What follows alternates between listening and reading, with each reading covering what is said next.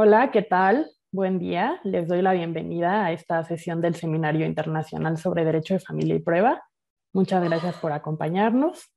El día de hoy la sesión tiene como temática testimonios de niñas, niños y adolescentes.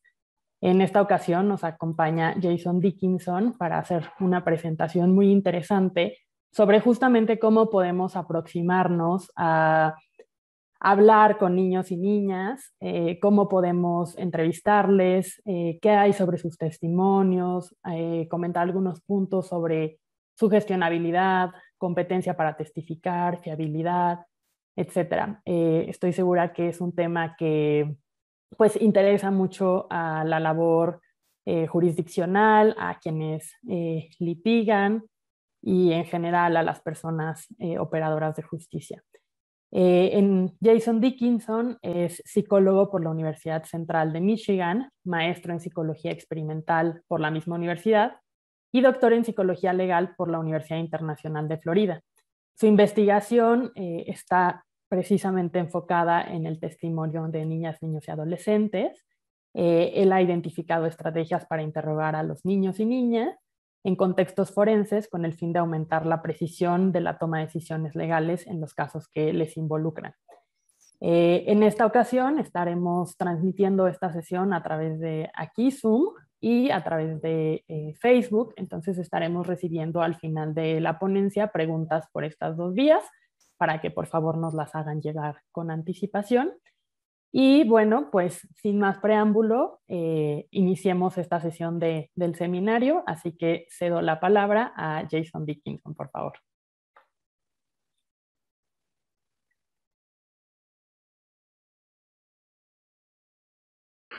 Buenos días a todos.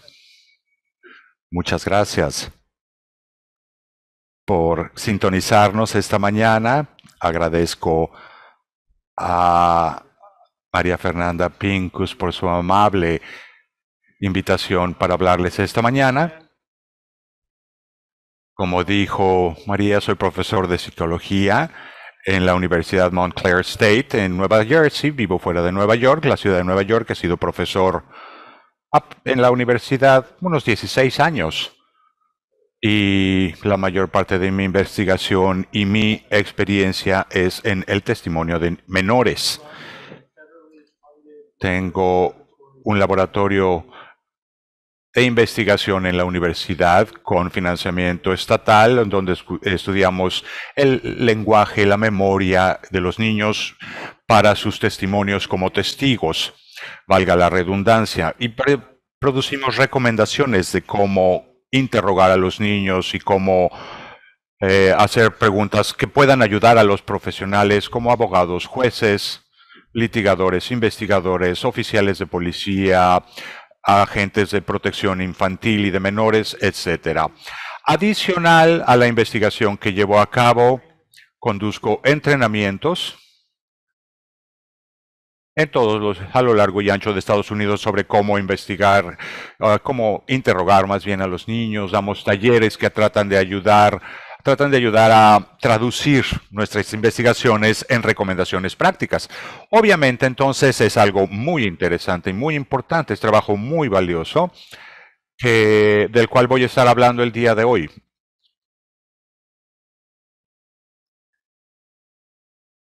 Voy a hablar desde luego desde una perspectiva centrada en los Estados Unidos. Me tengo que disculpar por eso, pero eso es todo lo que sé. Pero en cuanto a las recomendaciones que vamos a poder hacer, protocolos que se utilizan en todo el mundo, se originaron en Estados Unidos. Entonces, de alguna manera, puedo darles algo de antecedentes que les sean útiles.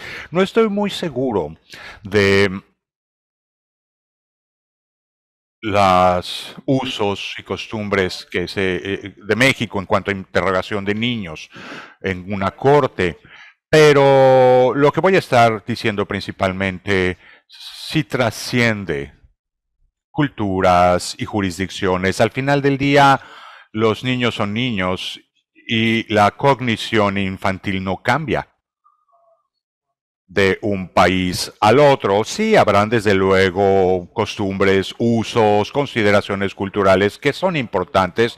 No voy a hablar de ese tema el día de hoy de cualquier manera, pero Lo que sí quiero decir es aquello que pueda ser aplicable a cualquier persona que necesite interrogar a un niño en cualquier tipo de trabajo o contexto legal o forense.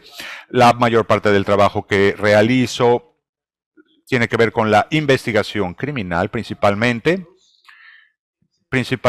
en casos de explotación, abuso sexual de menores, pero también he trabajado en casos civiles.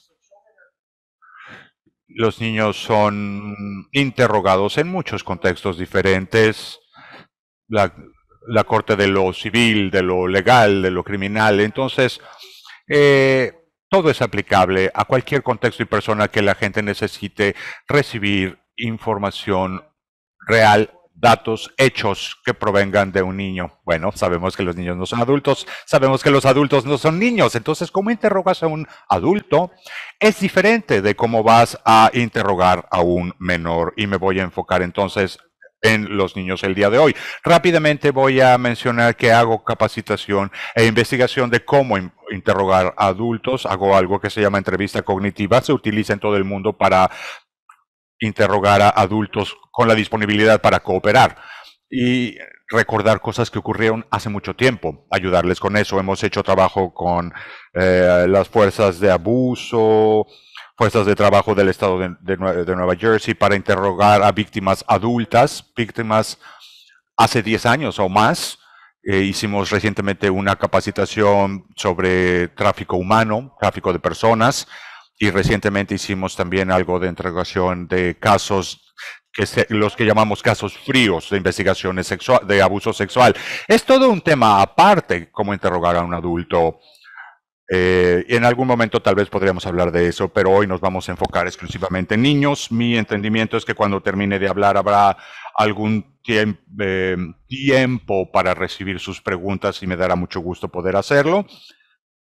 Así que voy a comenzar dando un poco de antecedentes de los testimonios infantiles en los Estados Unidos, empezando en los 80s, a finales de los 80s, principios de los 90s. Cuando llegábamos a los 80s, mucha gente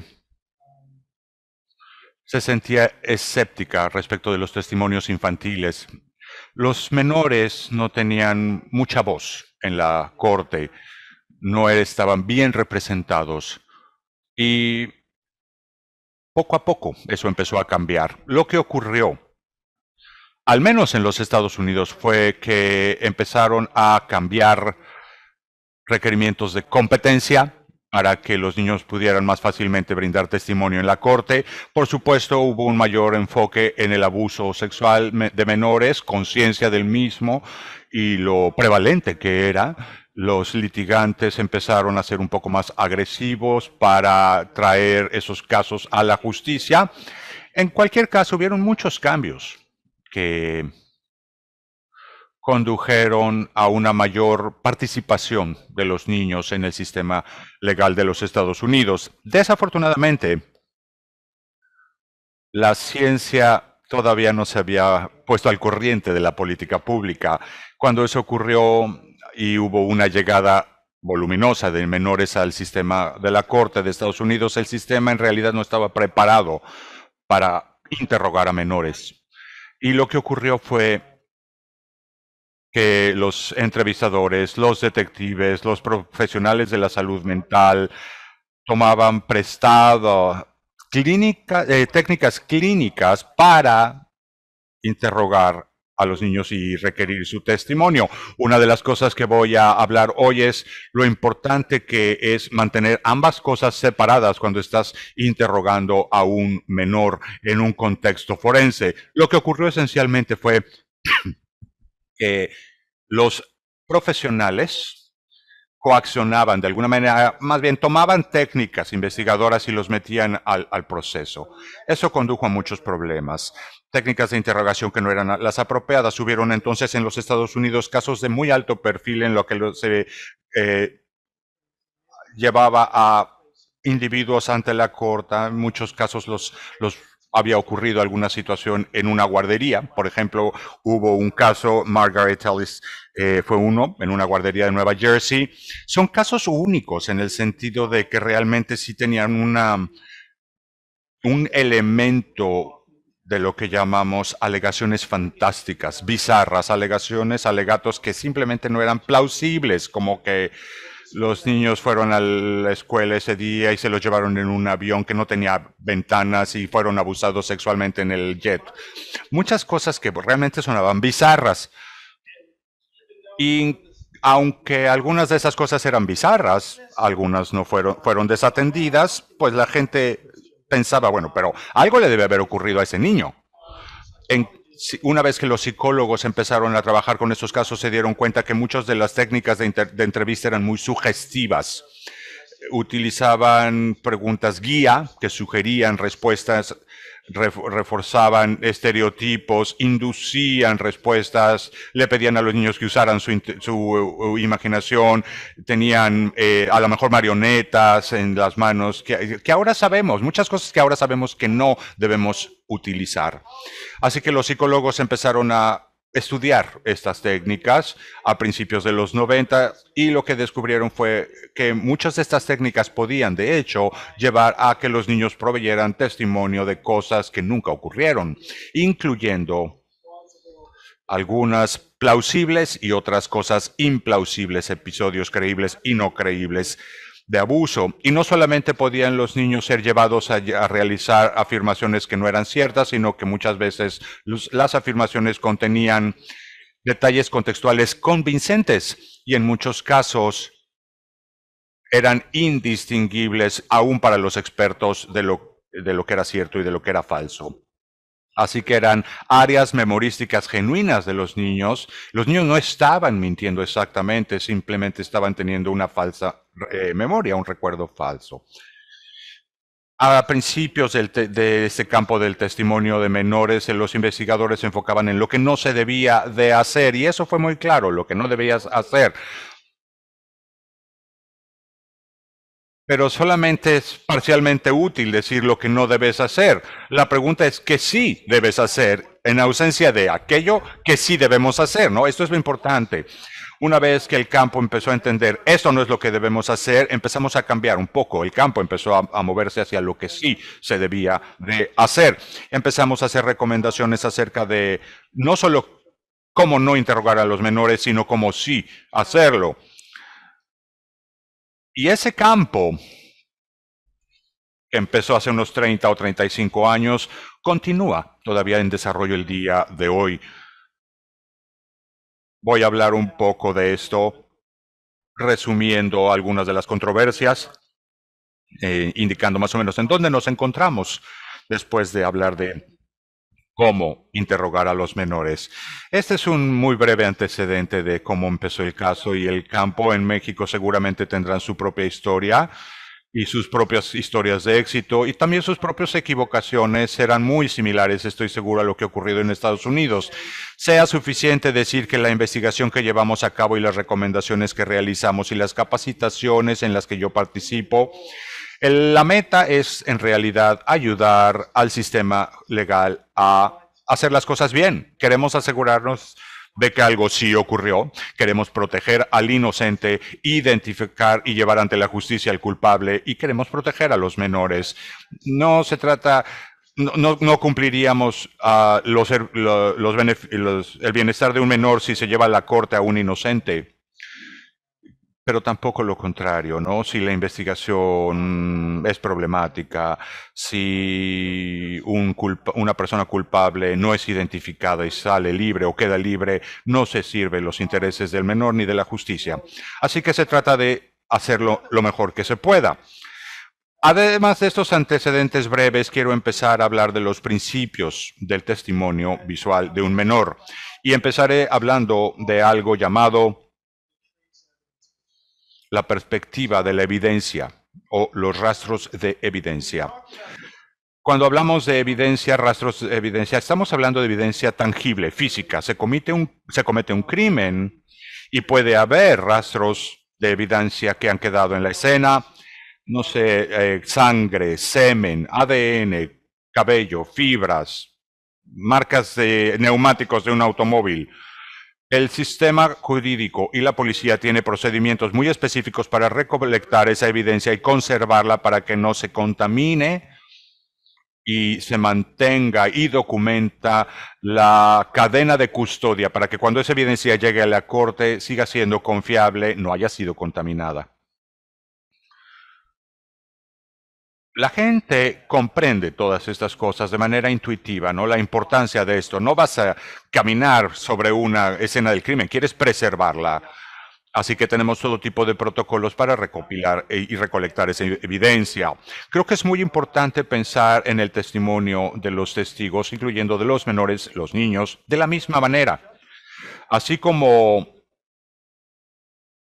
como tienes evidencia física en donde tienes procedimientos para recolectarla y preservarla, tenemos también que implementar procedimientos específicos para recolectar y preservar la evidencia de un testigo, que normalmente se divide en dos componentes, lo que es la identificación del testigo, que es donde un testigo se le pregunta, se le pide que identifique a alguien que pudo haber visto tal vez personalmente a través de un vidrio de una sola vía o bien en fotografías.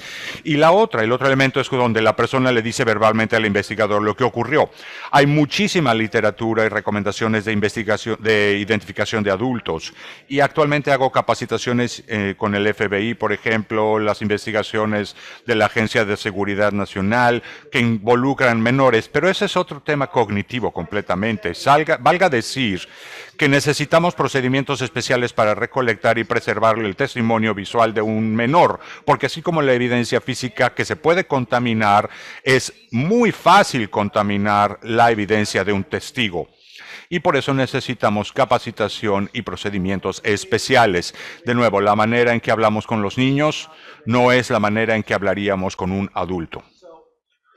Así que el día de hoy, esos procedimientos especiales se empacan, por decirlo de alguna manera, en un protocolo de entrevista forense. Voy a hablar de este tema en un segundo. Les quiero dar un desglose de estos protocolos y qué tienen en común y cómo son. Pero regresando a la perspectiva de los rastros de la evidencia y las cosas y el tema de los principios de la investigación forense, esa perspectiva en realidad es muy importante. Y creo que también es muy importante comprender que una entrevista forense con un menor, por definición, es investigativa, por naturaleza. Es una entrevista investigativa. La meta es obtener información, solicitar información para averiguar si pasó algo, qué pasó.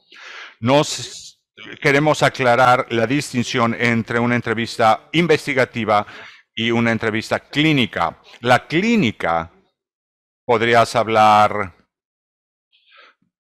de un esfuerzo para llevar a cabo un diagnóstico o una evaluación, una valoración. No se trata de eso, lo que estamos hablando aquí. Aquí estamos hablando de evidencia proveniente de un testigo. ¿Qué viste? ¿Qué experimentaste? ¿Qué ocurrió? No cómo te sientes necesariamente o tratar el trauma del pequeño, del menor, ¿no? Son cosas importantes, desde luego, en la mente, tenerlas, pero lo que queremos hacer es obtener datos, información real de lo que llamamos principalmente recuerdo autobiográfico o episódico, recuerdos de cosas que realmente el niño experimentó. De nuevo, la entrevista forense entonces es investigativa por naturaleza. ¿Y eso qué significa? Significa un par de cosas diferentes. Significa, primero que nada, que la entrevista forense necesita ser neutral. El investigador, el individuo que está haciendo las preguntas al menor, necesita mantener su objetividad y hasta cierto grado de lo que yo llamo escepticismo investigativo. Tienes que estar abierto a la posibilidad de que lo que piensan que ocurrió o lo que piensan que podría haber ocurrido realmente no ocurrió o ocurrió de una manera diferente. Es algo muy peligroso ingresar a una entrevista con suposiciones o nociones preconcebidas de lo que el niño experimentó.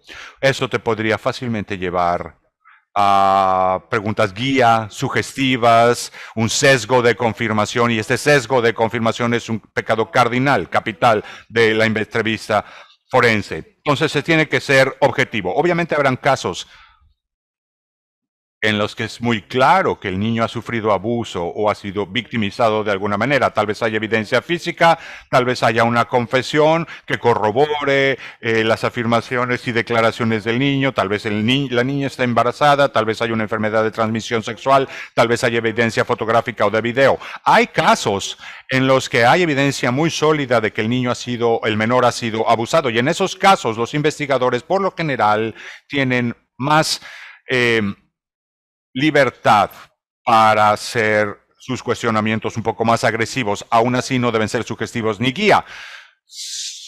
El investigador debe seguir siendo neutral, debe seguir siendo objetivo y no hacer suposiciones que podrían guiar la entrevista hacia una u otra dirección. Eso es increíblemente importante. Y a partir de ahí, uno de los puntos clave es lo que llamamos comprobación de hipótesis. Vamos a hablar un poco más de esto en unos minutos, pero básicamente lo que esto significa es, no quieres llegar y simplemente seguir una línea de investigación que va a confirmar una noción preconcebida o una sospecha de lo que experimentó el menor. Lo que quieres es, en tus preguntas, en tu interrogatorio, ir eliminando explicaciones alternativas plausibles. Y para poder lograr eso, tienes que comprender el contexto de las preocupaciones, acusaciones, suposiciones, supuesto evento. Y eso es parte de la comprobación de hipótesis. La entrevista investigativa no nada más debe confirmar, quiere ser objetivo, comprobar explicaciones alternativas. Otro principio importante de la entrevista forense es que debe de enfocarse en el niño, en el menor. La gente podrá decir, pues siempre hacemos lo mejor por los intereses del menor. Personalmente pienso que algunas cosas no lo son, más bien son para satisfacer los intereses de la investigación. Y hablamos de una entrevista que se debe enfocar en el niño, y hablamos aquí de dos cosas en realidad: la entrevista y el interrogatorio y las técnicas que se utilicen para obtener el testimonio del menor debe de ser apropiada al desarrollo mental del interrogado. El niño es decir, la persona tiene que tener algún conocimiento de cognición y de desarrollo y nivel lingüístico del menor para poder hacer preguntas apropiadas, pero también algo muy importante, con esa misma perspectiva enfocada en el menor, ¿quién debe ser quien esté hablando más? Pues el menor, es quien debe de hablar más. No siempre es fácil. Muchos niños, particularmente pequeños, hay una gran variabilidad en la disponibilidad del niño para hablar. Algunos niños de 4 años hablan mucho, otros no van a decir una palabra. Algunos de 9 años van a hablar muchos, otros no van a decir una palabra. El hecho es que si los niños son interrogados de manera adecuada, su testimonio puede ser notablemente exacto, siempre que no sean expuestos a sugestibilidad y siempre que estén dispuestos a hablar. Muchas veces los niños no están dispuestos a hablar. ¿Y por qué no estarían dispuestos a hablar? Pues eso tiene que ver con esta perspectiva objetiva neutral. Si estás entrevistando a un niño y que no te está dando información, hay dos posibles explicaciones. Una es, bueno, esto les llamamos motivación o memoria. Puede ser, en términos de motivación, el niño no quiere hablar porque es tímido, está espantado, está avergonzado, ha sido amenazado o de alguna manera está traumatizado. No quiere hablar contigo. Hay una cuestión, una barrera motivacional. Y probablemente eso sea más común en los niños de mayor edad. que tienen ya un sentido de el abuso, las consecuencias, la investigación, tienen un mejor entendimiento de la situación.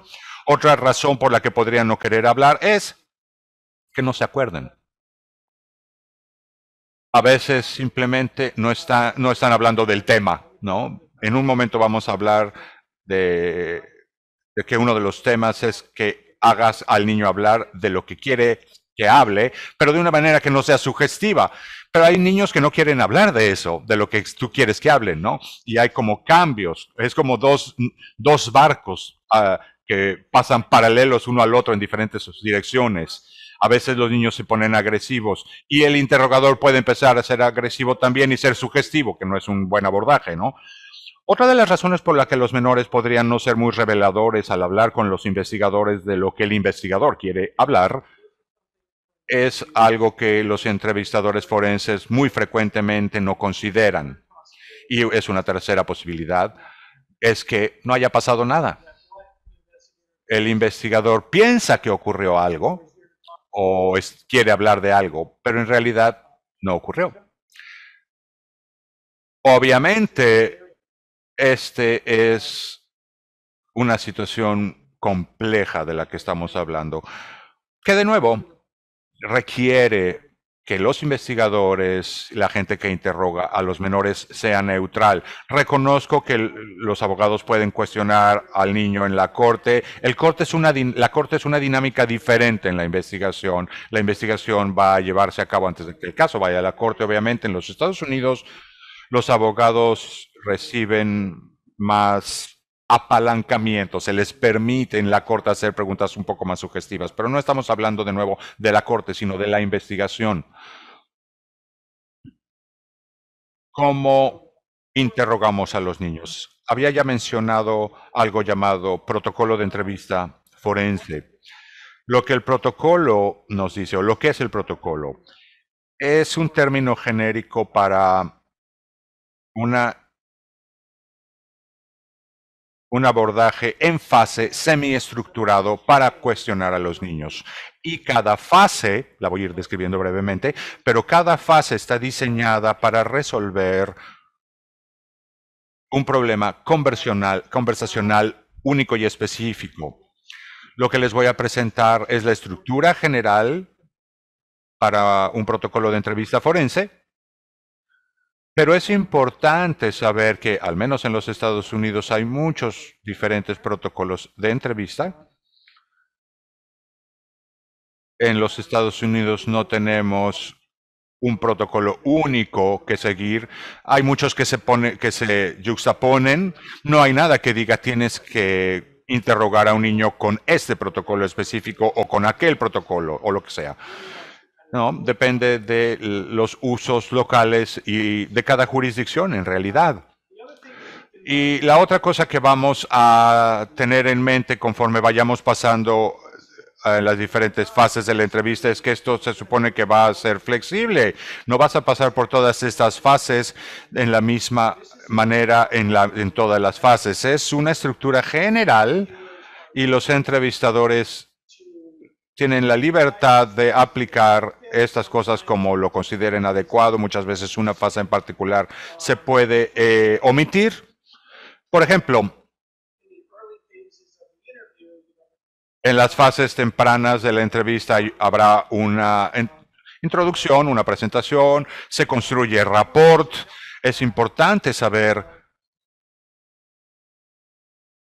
que si un niño revela en esta fase inicial y simplemente sale y dice mi tío me tocó o lo que sea, necesitas darle seguimiento a esa pregunta. No vas a decir, no, espérate, tengo que regresar a mi protocolo. Y espérame, en un minutito hablamos de esto porque hay un paso antes, ¿no? No, eso sería un error terrible.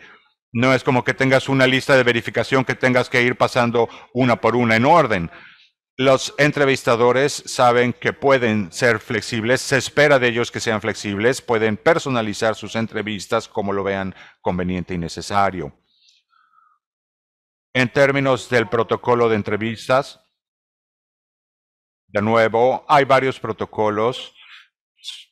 Son más similares que diferentes en realidad. Algunos son mejores que otros. con frecuencia la gente quiere saber cuál es el mejor o qué protocolo utilizas tú o cuál debo de estar utilizando. El hecho es que al final de la historia el protocolo no importa tanto como el interrogatorio. Al final de la historia se trata de qué preguntas estás haciendo. Y la mejor práctica va a ser más relevante que un protocolo. Así que sin más, vamos a pasar a las fases centrales del protocolo de entrevistas en cuanto a cómo yo los llevo a cabo en Estados Unidos. Antes de hablar de esto, los protocolos centrales, el Instituto de Salud y Desarrollo Nacional de los Estados Unidos fue desarrollado por Michael Mansell, será tal vez el protocolo de entrevistas más popular y el mejor estudiado, con muchos fundamentos empíricos. Hay otros protocolos nacionales. Uno que me gusta es el protocolo de Michigan, del estado de Michigan. Es muy bien contemplado en base a este Instituto de Salud y Desarrollo, aplicado a nivel nacional, se ha estudiado, lo pueden encontrar fácilmente, es un documento, perdón, excelente. Con gusto puedo responder preguntas sobre los protocolos al final, pero lo que tienen en común es que se inicia con una introducción, el interrogador se va a presentar, presenta el contexto, el lugar, habla del papel de cada uno de manera neutral. Los investigadores van a decir cosas como: mi trabajo es hablar con los niños. No vas a decir nada como: mi trabajo es hablar con los niños acerca del abuso o hablar con los niños que tal vez los lastimaron. Sino vas a ser muy neutral en tu presentación y en tu introducción. En Estados Unidos, la vasta mayoría de las entrevistas son grabadas. Y hay diferentes opiniones al respecto. La mayoría está de acuerdo que esta grabación, filmación, es muy necesaria por muchas diferentes razones. Así que la grabación siempre es recomendada. Video es mejor. Audio, pues sería la segunda mejor opción, pero en realidad la entrevista debe de ser grabada. En Estados Unidos, entonces, mayor parte de las veces le vamos a decir al menor que la entrevista se está grabando y que habrá personas que podrían estar viendo la entrevista desde otra habitación en ese mismo momento. Si alguna vez les preocupa que eso podría llevar a los niños a hablar menos en la entrevista, no hay evidencia de que eso sea cierto. No se tiene que preocupar por ese dato. En realidad, o sea, el niño puede saber, o sea, se va a enterar en la corte que lo grabaron o que había gente viendo en otra habitación. No hay razón para ocultarlo.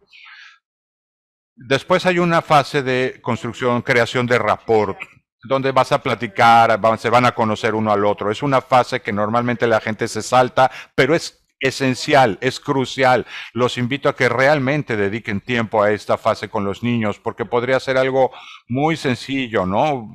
Como dicen, conversación ida y vuelta, cómo te trajeron aquí, cómo llegaste hoy, qué te gusta hacer, cómo te diviertes, cosas así.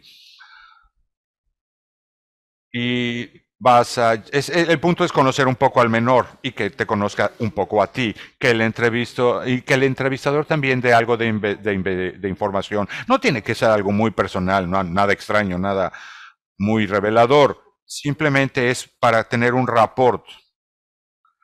La siguiente fase es lo que llamamos práctica narrativa o bien capacitación de memoria episódica. Vas a investigar al niño sobre un evento reciente en su vida con un tema neutral. Por ejemplo, podrías decir cosas como: supe que fuiste a una fiesta de cumpleaños la semana pasada. Mi hija fue a una fiesta de cumpleaños el fin de semana pasado. ¿Cómo te fue? Cuéntame en esa fiesta de cumpleaños, ¿qué hiciste? De principio a fin, ¿no? ¿Qué hiciste al principio? ¿Qué fue lo primero que hiciste? Lo que estás haciendo es que estás capacitando al niño para dar una narrativa. En esta fase de la entrevista le estás haciendo preguntas abiertas que invitan al menor a hablar en sus propias palabras de lo que hicieron, y eso se conecta con la memoria episódica de un evento que sabes que experimentaron en realidad. A veces saber, o sea, quieres hablar el tema del cual quieres hablar antes de la entrevista, pero lo que no querrás hacer es hacer preguntas al menor de algo que sea demasiado apegado a un guión. ¿Qué hiciste en la escuela ayer? ¿Qué fue lo primero que hiciste en la escuela ayer? Porque los niños experimentan las mismas cosas todos los días en la escuela, entonces no van a acceder a su memoria episódica, van a recitar lo que normalmente hacen, que no es lo mismo. Puede funcionar, o sea, sí es como algo muy urgente, pero es mejor hacer preguntas de un evento neutral en lo que vas a llevar al niño a hablar de una experiencia reciente, porque lo que estarás haciendo es capacitar al niño, de nuevo, le estás enseñando a ofrecer una narrativa y eso es lo que quieres. Quieres que el niño te dé una narrativa en tu entrevista. También permite al entrevistador medir la proficiencia lingüística del niño, hablar de cosas en términos episódicos y su habilidad para hacerlo, es una fase muy importante de la entrevista.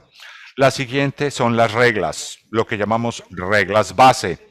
Las reglas base son un conjunto de instrucciones diseñadas para facilitar la comunicación a lo largo de la entrevista. Por ejemplo, yo diría a un menor, si me equivoco en algo, dime que me equivoqué. Si no entiendes la pregunta, dime que no entiendes la pregunta. Si no sabes la respuesta, me puedes decir, no lo sé, está bien. Los niños mayores puedes repasar estas reglas una por una en su lenguaje. Y hay lenguaje específico para hacerlo, pero con los menores recomendamos que los entrevistadores practiquen. Oye, si digo algo que esté equivocado, dime que dije algo equivocado. Por ejemplo, ¿qué te parece tener 10 años cuando sabes que el niño tiene 5 años? ¿No? Es una oportunidad para que el niño practique cómo corregirte. Y adicionalmente, a lo largo de la entrevista, el niño puede llegar a corregir al entrevistador o decir, no lo sé, y lo vas a reforzar sobre la marcha. No hay evidencia de que una vez puestas las reglas base, o sea, no se trata de... No es una fase que el niño vaya a aprobar o no a aprobar. No hay evidencia de que la capacidad para responder en esta fase de dar las reglas, el niño lo vaya a hacer muy bien durante la entrevista, pero se recomienda de todos modos que sí se haga. No recomendamos que se haga lo que llamamos ceremonia de verdad o mentira. Es decir, no vas a verificar ni pedirle al niño que verifique si sabe la diferencia entre una verdad y una mentira.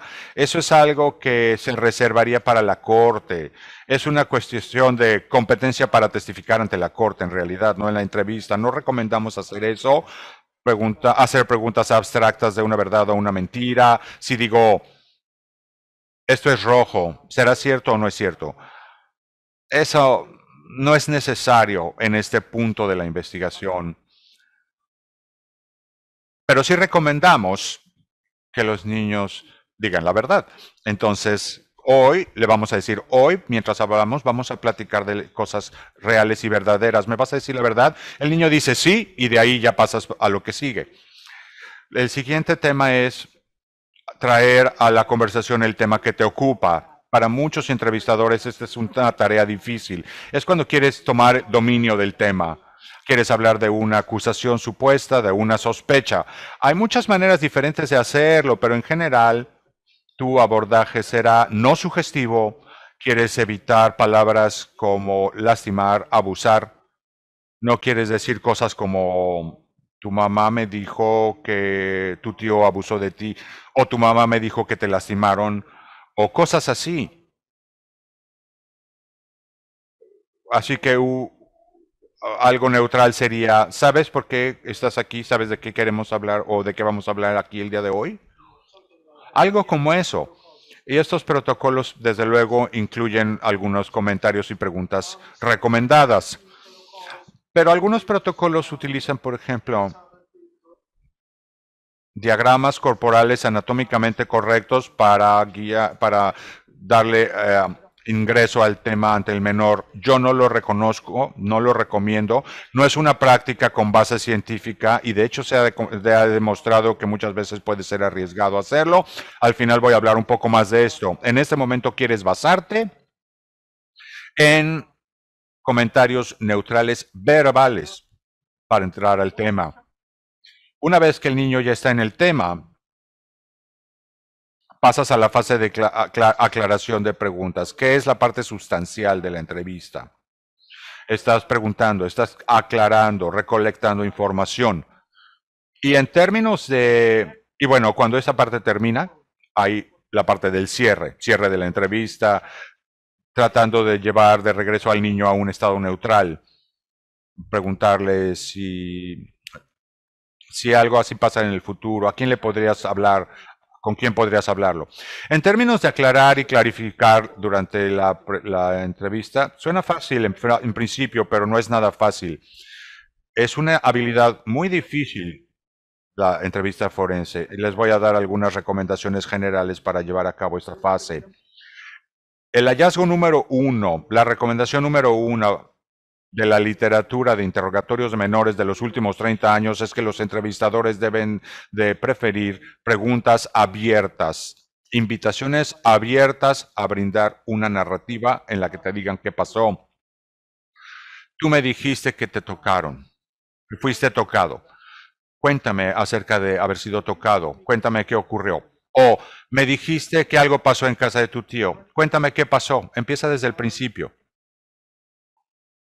Y puedes contrastar ese abordaje abierto con lo que llamamos preguntas enfocadas. Las preguntas enfocadas son las preguntas que realmente nos gusta hacer. ¿Quién, qué, por qué, dónde, cuándo, cómo? A veces se llaman en inglés preguntas WH porque su ortografía empieza con esas letras. Se requieren ambos tipos de preguntas para tener una imagen clara de la experiencia del menor, pero lo que no querrías hacer es basarte demasiado en una u otra. Así que vuelvo a la investigación de las preguntas abiertas. Estas investigaciones demuestran que los niños y sus respuestas a las preguntas abiertas tienden a ser más exactas que sus respuestas a las preguntas enfocadas. La razón es, estas preguntas abiertas permiten al menor seleccionar la información que quiere reportar y hacerlo en sus propias palabras. En contraste, la pregunta enfocada, quién, por qué, cuándo, dónde, cómo, etcétera, más probablemente se referirán a cosas que el niño no experimentó, no decodificó mentalmente, es decir, no les puso atención a esas cosas, o no recuerdan.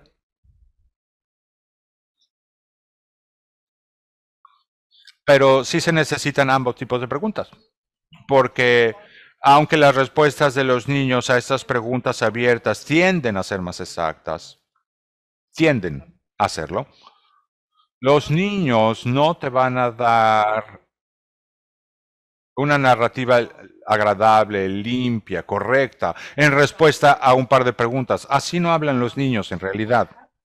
Lo que ocurre es que la información de los niños tiende a ser exacta, pero incompleta. Entonces necesitas preguntas de seguimiento. En una entrevista típica forense, lo que ocurre es que el entrevistador hará preguntas como una o dos preguntas abiertas y el niño te da un poquito de información y después el entrevistador, los siguientes 20 minutos, 30 minutos, hace una larga serie de preguntas enfocadas que podrían incluir, por cierto, lo que llamamos preguntas de reconocimiento, en lo que se requiere una pregunta sí o no, que es particularmente riesgoso esto con los menores, pero bueno, eso es lo que querrías evitar. Ese es el error número 1 que yo veo cuando reviso entrevistas en capacitaciones, en entrenamientos. Los entrevistadores se basan demasiado en la pregunta enfocada y no hacen suficientes preguntas abiertas. Idealmente lo que querrías hacer es regresar con preguntas abiertas, regresar a un tema anterior y volver para adelante Hago una pregunta abierta, me dan un poco de información, hago otra pregunta abierta, eventualmente tendré que hacer preguntas más específicas, tal vez, no sé, el niño me da un detalle y entonces hago una pregunta abierta de ese detalle. La gente le gusta hablar de un interrogatorio como en la forma de un reloj de arena, que empiezas muy ancho y te va haciendo a la parte angosta, pero no, en realidad es como una botella ondulada, ¿no? Abres y cierras, no te basas en una sola técnica, eso es lo que queremos hacer. Suena muy sencillo, pero en la práctica, de nuevo, es muy difícil incluso para entrevistadores forenses altamente capacitados y experimentados. Este es el problema número uno de las entrevistas forenses el día de hoy, lo difícil que son. Es algo como que va contra nuestra intuición hacer preguntas abiertas. Si mi anfitriona de hoy, María, fuera mi vecina y la viera yo afuera, esta mañana la vi afuera y dijera, hola María, cuéntame de tu fin de semana. Diría, tal vez algo me diría y yo le digo, no, pero cuéntame más de tu fin de semana. Y va a decir, ¿y este loco qué? Así nadie habla. Pero si le digo, ¿qué hiciste el fin de semana? ¿Fuiste a un concierto o hiciste esta otra cosa? No hablamos así en preguntas abiertas, va contra nuestra intuición. Es esencial y crucial en una entrevista forénsica que nos demos cuenta de esto, porque queremos que la entrevista esté enfocada en el niño, donde el niño hable la mayor parte del tiempo y le demos privilegio a esas preguntas abiertas. Es la manera en que lo podemos hacer, dejarlos hablar. En términos de cuáles son los problemas o otros problemas de los protocolos forenses en las entrevistas, es la sugestibilidad. La sugestibilidad es el caso en el que la información se le da al niño que puede alterar sus recuerdos. Es decodificación, almacenamiento, recuperación o reporte de un recuerdo. Hablar de sugestibilidad, hablamos de cosas que ocurren en las entrevistas, con preguntas guías, preguntas sugestivas, en la que tú sugieres información que el niño no ha ofrecido voluntariamente o utilizar términos que el niño no había utilizado en la entrevista, palabras que no había utilizado, refuerzos, especulaciones, presión de pares, ¿no? Otros niños me dijeron, así que tú también me tienes que decir, yo sé que tu memoria es mejor de lo que está siendo en esta entrevista. Eso está mal en realidad, ¿no? Hay mucha parte de mi investigación estudia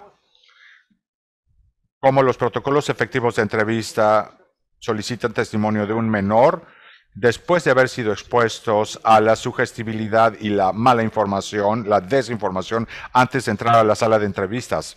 En mi experiencia, la sugestibilidad es mucho más probable que ocurra antes de una entrevista forense formal. Podría ser, por ejemplo, mala información de los papás, o los pares, o los maestros. Muchas de esas personas no saben interrogar a un niño. Los papás pueden tener sus propias sospechas y siguen una línea de cuestionamiento. Y eso, de hecho, puede tener un impacto muy serio en la confiabilidad del testimonio de un menor. No hay mucho que podamos hacer al respecto. Las dos cosas que sí podemos hacer para mitigar la exposición del niño a la sugestibilidad es llevar al investigador a comprender el contexto de la acusación. ¿Cómo ocurrió? ¿El niño la reveló de manera espontánea a sus papás? ¿O los papás vieron algo? ¿Cuál fue el contexto de la revelación inicial? Eso es crucial para que comprendamos el testimonio del menor y podamos también comprobar explicaciones alternativas. Esa es una cosa que el investigador puede hacer, comprender el contexto de los alegatos, de las acusaciones y cuestionar el testimonio de la persona a quien el niño le reveló. ¿Qué estaba ocurriendo? ¿De qué estaban hablando? ¿Cuáles fueron las circunstancias? Otra cosa que los investigadores pueden hacer para combatir la presugestibilidad es conducir una muy buena entrevista y seguir las recomendaciones y protocolos que estamos haciendo. El hecho es que mucha gente piensa que los niños no son sugestibles, pero el hecho es que son altamente sugestibles. No se requiere mucho para influir en su testimonio. Su testimonio puede ser increíblemente exacto y completo cuando se les entrevista de manera adecuada y eligen hablar, pero la realidad es que son más sugestibles de lo que uno cree, mucho más que los adultos. Incluso los niños menores son susceptibles a la sugestibilidad, valga la redundancia, mientras más pequeños más. A veces como que la gente quiere pensar, no, si tienen más de 6 años ya no son sugestibles o sugestionables. Más de 10 años ya no tenemos que preocuparnos por sugestionarlos. Pero te quiero decir, eso es falso. La sugestibilidad es siempre un tema. Otro tema relevado es utilizar técnicas de entrevista, por ejemplo, como los diagramas anatómicos y los muñecos anatómicamente correctos. Mucha gente piensa que un adulto podría utilizar un modelo, una representación para hablar de lo que ocurrió, ¿no? Ese coche iba en esta dirección, este otro coche venía en esta otra dirección, lo que sea. Si los adultos pueden, pues los niños también deberían poder, pero no es necesariamente cierto. Hay temas relacionados con esos diagramas y muñecos en cuanto a las conductas del entrevistador, pero también la cognición del menor. La recomendación general en este momento en cuanto a la investigación de la comunidad investigadora de los Estados Unidos es que los diagramas y los muñecos no deben de ser utilizados para solicitar información y revelaciones, no deben de ser una práctica estándar. Si se llegan a utilizar, deben de ser utilizados después de la revelación de la entrevista para aclaración únicamente. La razón es que puedes recibir muchas revelaciones, sí, pero también puedes guiar y obtener una cantidad de reportes falsos extremadamente elevados. Si sigues el protocolo de buenas preguntas, en realidad no vas a necesitar las muñecas y los diagramas para obtener tu información. Esa es la verdad. Y evitas el riesgo de que te den estos reportes falsos. Es controversial, lo sé. Les voy a compartir un artículo, a los organizadores, que resume estas investigaciones. He hecho varios estudios al respecto. Hay todo un cuerpo literario sobre el uso de los diagramas y muñecos, pero quiero simplemente decir, no es una práctica generalmente aceptada en la investigación o entre los practicantes de la investigación forense en los Estados Unidos. El último tema, les dije que iba yo a hablar de comprobación de hipótesis. Cuando hablamos de una entrevista, antes querrás entender el contexto de las revelaciones o acusaciones y querrás considerar explicaciones alternativas. ¿Qué le vas a preguntar al menor? Hay un par de abordajes. Una se llama desambiguación, en la que intentas desambiguar términos potencialmente confusos. Por ejemplo, el niño dice, vi que estaban teniendo relaciones sexuales. No puedes simplemente aceptar que un niño de 6 años conozca, ¿no? O que el niño de 6 años sepa lo que es sexo oral o tener relaciones. Para ellos, besarse puede ser sexo. Y no querrás aceptarlo nada más porque el niño lo dijo y ya. Pues cuéntame qué pasó cuando estaban teniendo relaciones sexuales, ¿no? Querrás obtener información y detalles para entender si se habían quitado la ropa o si estaban teniendo sexo o nada más estaban besando. Aclarar temas ambiguos es importante. El segundo abordaje es temas primarios. Por ejemplo, hay tal vez una explicación para lo que ocurrió. Tal vez el contacto ocurrió en el contexto de estar la rutina diaria.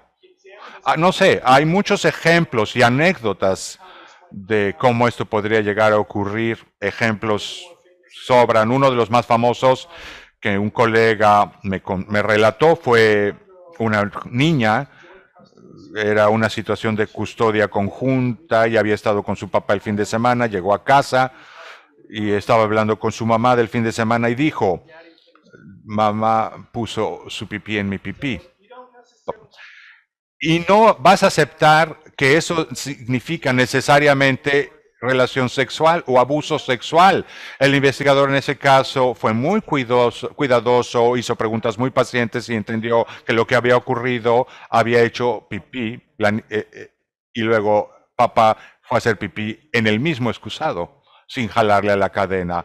Los niños pueden llegar a ser muy rígidos en sus descripciones de lo que ocurre en el excusado. Es un ejemplo de temas primarios y privados. Otra cosa que podrías hacer en una pregunta, en una entrevista forense, es que los investigadores deben hacer pausas entre las preguntas. La regla es, después de hacer una pregunta a un niño y que el niño termine de responder una pregunta abierta, haz una pausa de 10 segundos antes de pasar a la siguiente pregunta. Porque los niños pequeños necesitan más tiempo para pensar, necesitan más tiempo para procesar las preguntas, recolectar esa información de su memoria, tal vez hay otros temas a los que se están tratando de sobreponer mentalmente. La investigación indica que si haces una pausa de 10 segundos, 95% de los niños en el 95% de los casos los niños van a seguir hablando. Y cuando haces una pausa no tienes que ver directamente al niño, puedes voltear a ver otro lado y le quitas presión. Otro último tema que quiero mencionar. Brevemente, en las entrevistas forenses recientemente hicimos una publicación de entrevistas de menores a través de Zoom o teleconferencias. Empezamos un estudio en 2017, se acaba de publicar a principios de este año. Hicimos mucha capacitación y formulación de políticas de cómo hacerlo con los menores. No es tan sencillo como la gente piensa, pero se está utilizando en los Estados Unidos como una manera de que los niños estuvieran seguros durante la pandemia y ahora estamos en el punto en el que algunas jurisdicciones permiten a los niños elegir si quieren hacer una entrevista cara a cara o una teleentrevista. En cualquier caso, si alguien tiene preguntas sobre las teleentrevistas, con gusto las puedo responder. Creo que ese es todo el tiempo que tengo. Muchas gracias por sintonizarse. Mucha suerte. Cuídense. Sé que todos o muchos de ustedes están trabajando mucho en bien de los niños. Síganlo haciendo. Muchísimas gracias, Jason. Ha sido, creo que una ponencia que aclara muchos puntos, que nos da mucha luz sobre cómo proceder, pero aún así hay muchísimas preguntas, ¿no? Entonces vamos a intentar abordar algunas. Estoy aquí haciendo un esfuerzo por ordenarlas, pero bueno, mientras podemos comenzar por algunas.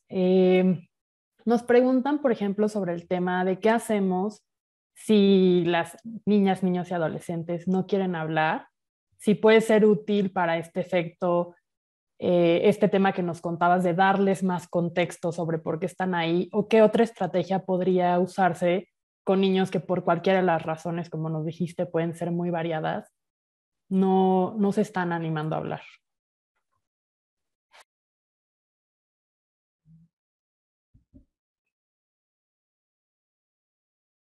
Dentro de la entrevista,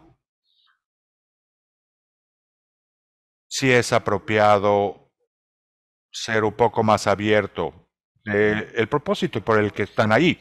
Uno querrá empezar ampliamente, ¿no? Pero siendo más, y puede volverse un poco más específico. Decir, en esta sala podemos hablar de lo que quieras. Yo hablo con muchos niños, no vas a tener ningún tipo de problemas, no estás en problemas, no vas a decir, nada más es entre nosotros, porque no lo va a hacer.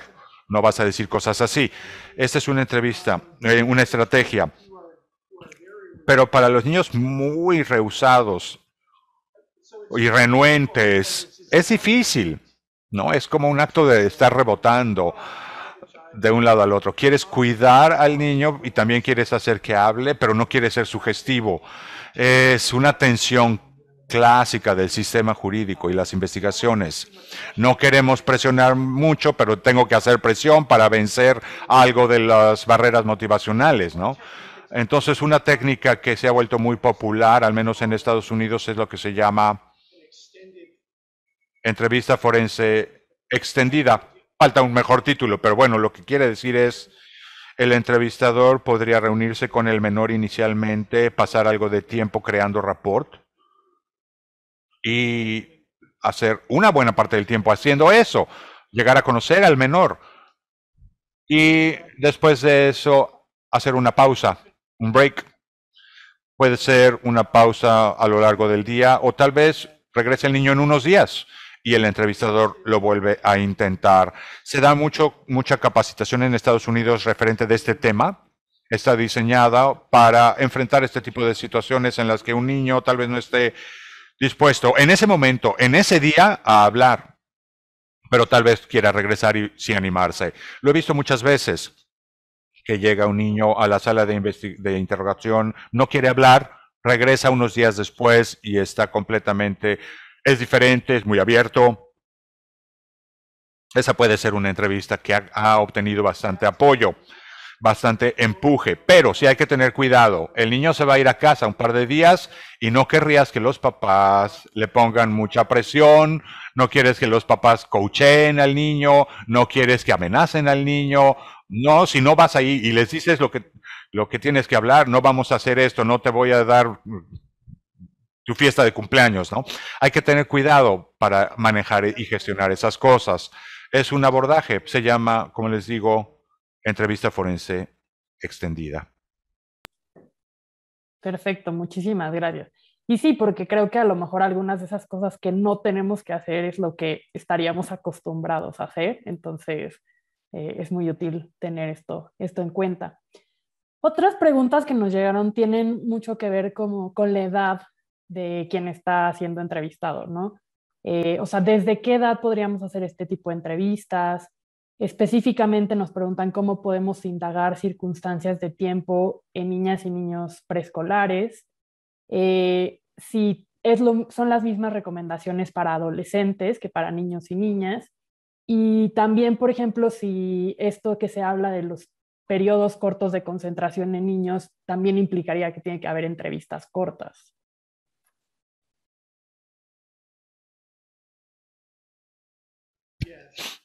Sí, en términos de los tiempos, las líneas de tiempo es algo muy importante. Es parte de las mejores investigaciones por muchas razones. Una razón es que es parte de de un requerimiento de la acusación criminal, ¿no? Al menos en Estados Unidos, tener una línea del tiempo. Con los niños hay más latitud, no nos tienen que dar una fecha específica, nos pueden dar una referencia de tiempo más general, pero es importante porque el defensor tiene que dar una coartada, algún tipo de defensa, ¿no? No puedes decir, pues en los últimos 5 años, ¿cuándo? Pues no me acuerdo. No, eso va a ser un problema. El hecho es que los niños menores tienen dificultad con los términos temporales del tiempo. Y si tienen dificultades con antes y después, mañana, hoy, pues algunas cosas que se dicen como en el futuro, el niño preescolar en particular va a encontrar dificultades con eso. Es irreal, es poco realista esperar que los niños muy pequeños, incluso los mayores, nos den una línea de tiempo comprensiva, inclusiva. Acabo de revisar un caso el día de ayer, que el niño o el menor sufrió abuso en un periodo de 6 meses y ella no se podía recordar de los lugares en los que sufrió ese abuso, sí los lugares, perdón, pero no las fechas específicas. Recordaba más o menos generalmente cuándo había ocurrido, empezó en tal mes y terminó 6 meses después, pero no recordaba realmente fechas. Y no es nada poco común. pero no creo que eso sea algo que descalifique a los menores. Particularmente en casos de abusos repetitivos, es muy difícil que los niños puedan desambiguar o, como decimos, darnos eh, datos de fuentes, fechas, lugares específicas y horarios de cuando llegó a ocurrir el abuso. Muchos niños no solamente no pueden recordar qué pasó, cuándo pasó, dónde pasó, sino que muchas veces ni siquiera recuerdan detalles específicos de un abuso.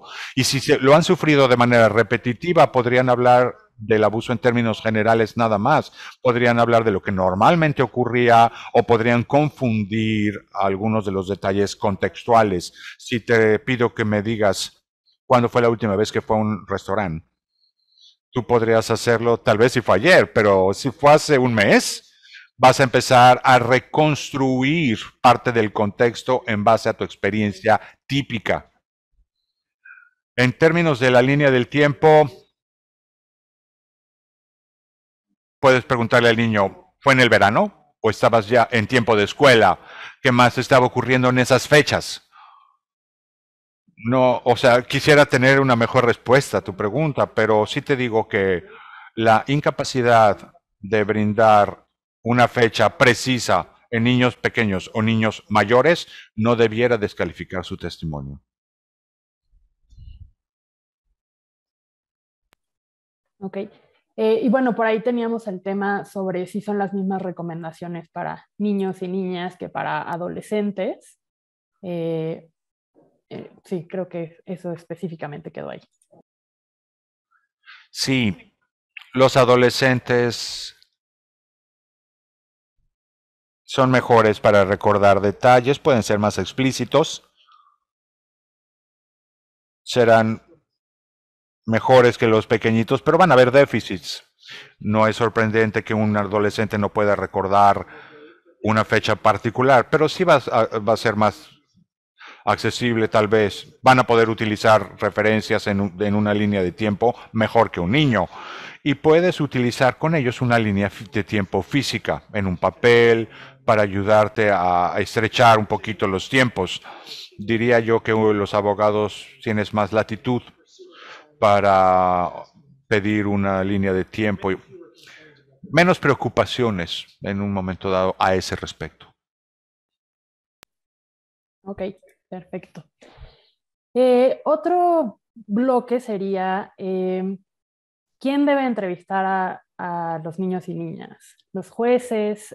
¿O si tiene que haber una persona entrenada específicamente en esto? Cuando hay una presencia de una persona de confianza, ¿esa persona debería de poder intervenir en la entrevista o no?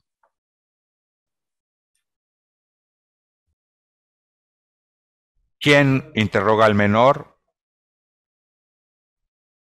Depende del contexto. En realidad,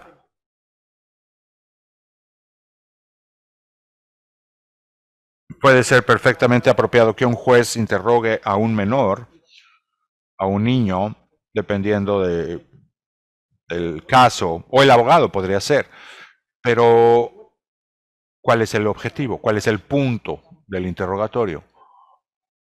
Quien interrogue al niño tiene que, sin importar qué papel tenga, tiene que seguir las cosas que hablamos, ser neutrales, ser objetivos, tiene que hacer una entrevista enfocada en el menor.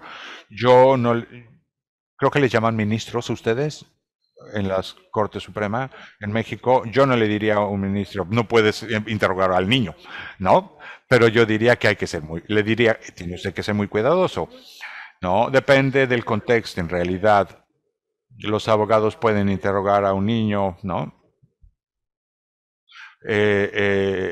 La fiscalía promueve un lado, el juez está en medio, el abogado está en otra dirección, ¿no? Entonces, mientras que sea investigativo en naturaleza y siga los principios generales de los cuales estamos hablando, pues no es un problema, yo creo, pero sí es necesario restringirse a uno mismo, a un solo papel. No haces una entrevista investigativa y una evaluación clínica al mismo tiempo. podría ser realizada por la misma persona, pero los roles tendrían que ser claramente separados. Esa es mi mejor respuesta, creo. Recomendamos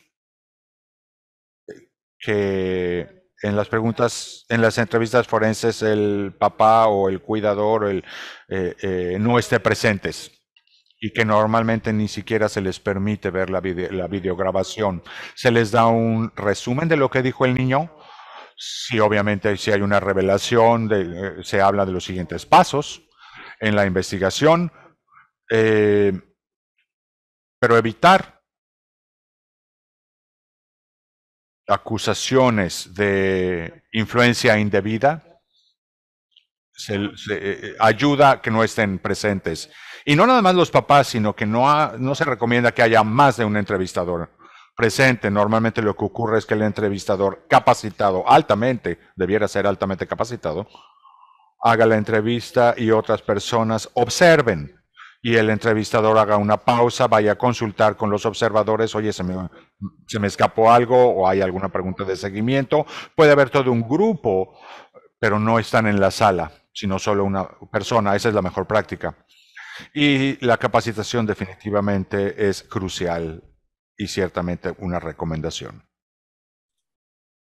Claro, además, como nos dijo, ya llevarlo a la práctica no es tan sencillo, entonces me imagino que en esa capacitación pues tendrá que incluir unas horas de práctica, ¿no? Pero sí, me parece muy importante. Eh, bueno, y un poco en esto que trae a colación, o sea, por ahí alguien se quedó como que le generó ruido la parte de que el niño tenga que saber que lo que él diga va a ser visto y oído por alguien más, ¿no? Preguntan como por qué esto es importante, si esto, hablábamos de no hay evidencia que esto altere el testimonio, pero a la vez sí podría haber alguna afectación de no decírselo, y eso es porque en algunos estados en México existe la práctica de no avisarle al niño que lo que diga será visto y oído por alguien más. Entonces, a lo mejor algún comentario sobre ese tema.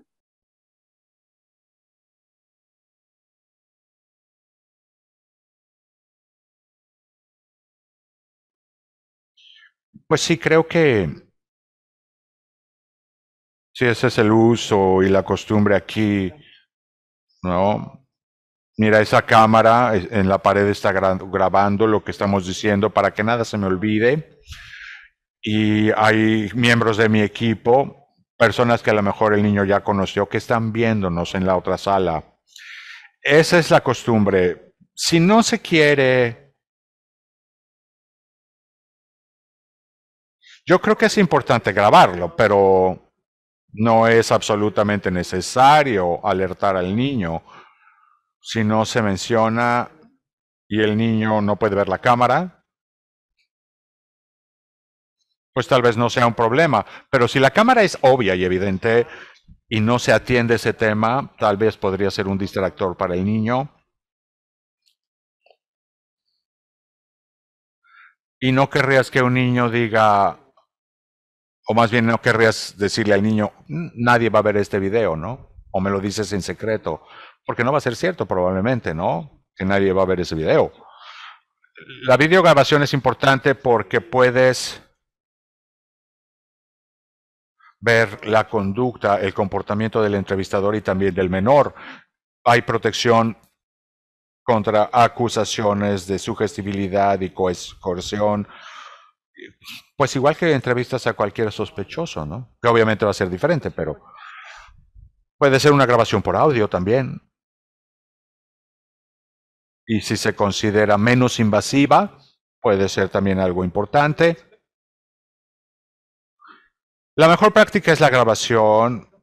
Se puede abrir el debate en cuanto a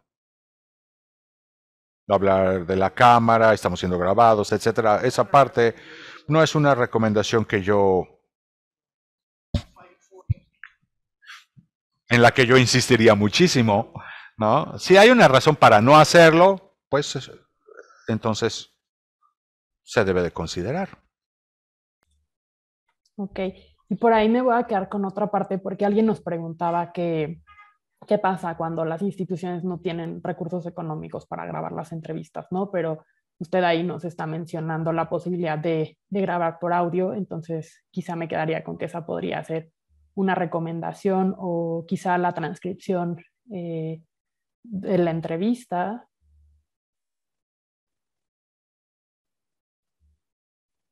Sí, si no se puede hacer video, yo lo grabaría en audio.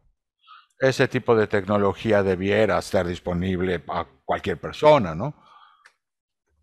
Y video es mejor, audio segundo mejor. Hay investigaciones de que los entrevistadores, de la capacidad del entrevistador de tomar notas verbatim. Muy poco confiable, ¿eh? Tengan en mente que uno de los propósitos de la grabación no es solo escuchar lo que dijo el niño, sino escuchar lo que se preguntó. Es muy difícil, es prácticamente imposible para alguien conducir una entrevista e intentar reconstruir preguntas y respuestas con exactitud. Y la investigación también demuestra que cuando un tercero está observando la entrevista y tomando notas verbatim, es poco confiable también. Es mejor que nada, probablemente, pero quien tenga un celular estos días tendrá la capacidad de grabar en audio. Así que yo grabaría la entrevista desde el principio y hasta el final, un audio completo, no nada más partes. Sí, y súper importante eso. Muchas gracias por la puntualización en el sentido de también lo que queremos es tener registro de las preguntas, ¿no? Sí, totalmente de acuerdo. Por otro lado, nos preguntan sobre el tema del uso de objetos en la entrevista, ¿no? Hablaba de la problemática de usar los muñecos, pero nos preguntan específicamente sobre la validez de usar muñecos no sexuados en una entrevista. Por ejemplo, una muñeca que la niña use para jugar, o a lo mejor también el uso de plastilina o de dibujar, que puedan dibujar como forma de dar el testimonio. Sí, esa sería la pregunta. Es una buena pregunta. Las muñecas anatómicamente correctas y los diagramas, el problema no es que sean anatómicamente correctas. El problema es la capacidad del niño para utilizarlas de manera simbólica. Hay una capacidad que se llama representación dual, que es la capacidad del niño para comprender que el objeto es un objeto, pero también es una representación del cuerpo del niño. Ese entendimiento en sí mismo muchas veces no es suficiente para transmitir testimonio de manera exacta. Tú me puedes dar un mapa de México y yo sé lo que es, pero no quiere decir que no me voy a perder cuando lo use. Entiendo su naturaleza representacional, pero la otra cuestión con los diagramas es que muchas veces los entrevistadores lo sacan y toman lo que se llama una identificación anatómica, pasan por las diferentes partes corporales y que les diga que el niño les dé el nombre de esa parte. Y en el proceso están presentándole a un niño una ilustración de los genitales que tal vez nunca habían visto. En ese sentido, podría ser sugestivo. Pero además, aun si no contiene los genitales, habrá problemas con el uso del diagrama de todos modos. No querríamos utilizar las muñecas anatómicas desarrolladas para estos efectos, anatómicamente correctas y todo el rollo, pero son bastante aburridas y la verdad están feitas, no son algo que active mucho al niño. Usar un juguete, una Barbie o algo así para entrevistar al niño, tampoco lo haría. Yo me alejaría de todas esas cosas, a menos de que fuera para efectos de aclaración. A veces el niño puede decir, me tocó mi pipí, y entonces la siguiente pregunta podría ser, Dime qué pasa cuando te toca el pipí. No sé, ¿no? Y tal vez llegue el punto en el que saques el diagrama y dime, ¿dónde está el pipí? ¿No? Y es así cuando vamos a usarlo para aclaración. Eso es mucho mejor que sacar el diagrama del principio, señalar el pipí y decirle a alguien, ¿te tocó aquí el pipí? Eso puede ser muy sugestivo, ¿no? En términos de dibujar, hay diferentes tipos de dibujo. Lo que no querríamos hacer es algún tipo de dibujo proyectivo en el que le pidas que dibuje a su familia y después el entrevistador lo interprete. Ah, fuiste abusado porque no dibujaste a tu papá aquí, ¿no? Eso no sería apropiado para nada. También hay dibujo directivo en el que va a pedírsele que haga un dibujo de su casa, donde estaba la habitación, donde estabas tú. Eso sí se puede utilizar para, particularmente con los niños mayores. No necesariamente es problemática esa parte. En cuanto a la plastilina, el Play-Doh y cosas así, no lo usaría para pedirle al niño que comunique eventos. Podría sacar una caja de Kleenex, por ejemplo, y como modelo de la vagina. Lo he visto, que lo hagan. Yo no haría nada por el estilo. Se puede permitir al niño dibujar libremente con color, usar plastilina y algún tipo de juego manual para tranquilizarlos siempre y cuando no sea un distractor. Perfecto, muchas gracias.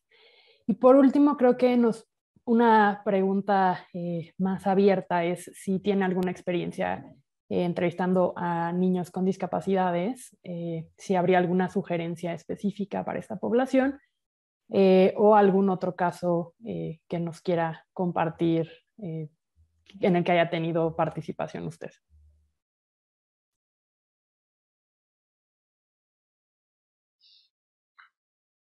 Quisiera tener una mejor respuesta al respecto.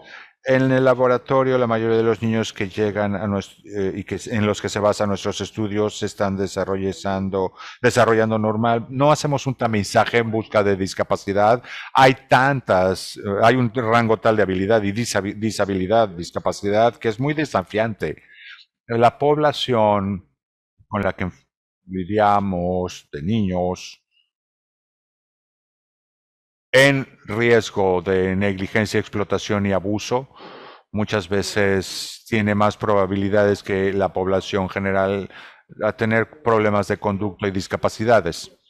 Pero el campo, o sea, quien haga la pregunta está señalando una laguna tremenda en la literatura en términos de cómo cuestionar a niños con discapacidad, ¿no? Lo mejor que puedo hacer es he tenido un par de casos al respecto. Si el niño tiene una discapacidad específica que yo conozca, pediría el apoyo de un experto.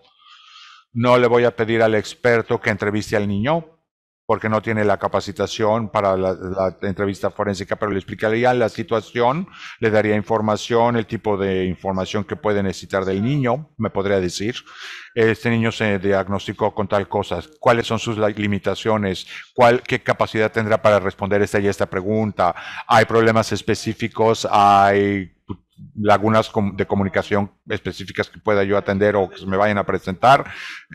Hay artículos, hay personas que trabajan en este tema, con niños con autismo. Simplemente yo no estoy muy familiarizado con eso, pero es lo que yo haría. Consultaría con un experto externo, perdón, que me guíe. Y lamento no poder dar una mejor respuesta. No, creo que es útil. Pues con eso nos quedamos para esta sesión. Ya estamos casi sobre el tiempo.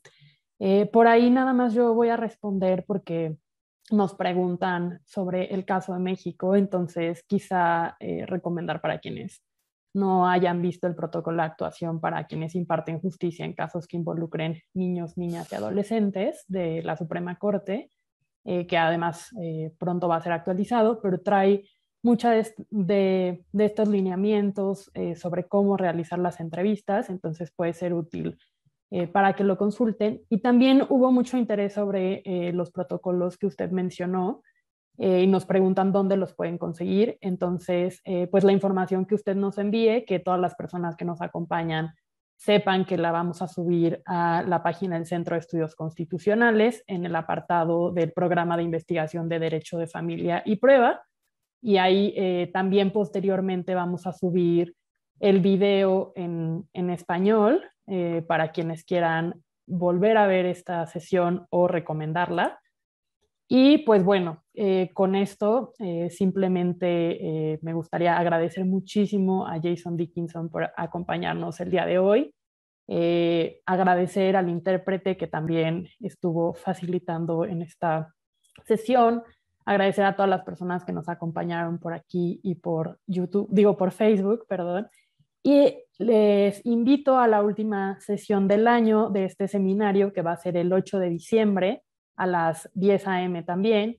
En esa ocasión nos va a acompañar Eva Giralt y Marta Simón, abordando el tema de qué puede aportar el trabajo social forense a los procedimientos familiares.